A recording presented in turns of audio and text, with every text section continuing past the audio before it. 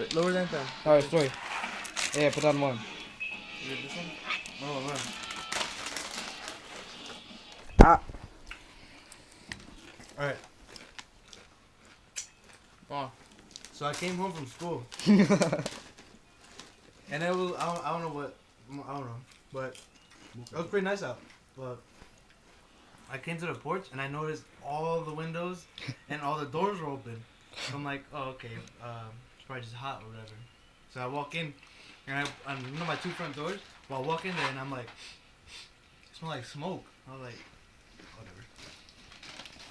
So I go to my mom. She's in the kitchen.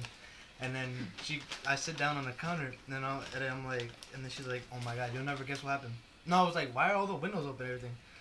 And she's like, I'm like, why don't you turn on the AC? She's like, no, you never guess what happened. I'm like, oh, what happened? David almost burned the house down. I was like, what? I'm like, how? She was like, she's like, well, me and your sister were in the kitchen, and he was over there, and then out of nowhere, he came running. He came running into the house, screaming and crying. And we're asking, and then he came up to us, and he pointed to the house, and then he was like, we're like, what happened? Like, stop crying or whatever. Like tell us. And then he just said something about fire. So my sister ran over there, and then she opened the door, and all the smoke was on the roof. And then she saw in the kitchen on the floor something was burning. So I don't know what she did to take out the fire. And then they asked Dave like, what happened? And he was like, well, there was a candle and he tried to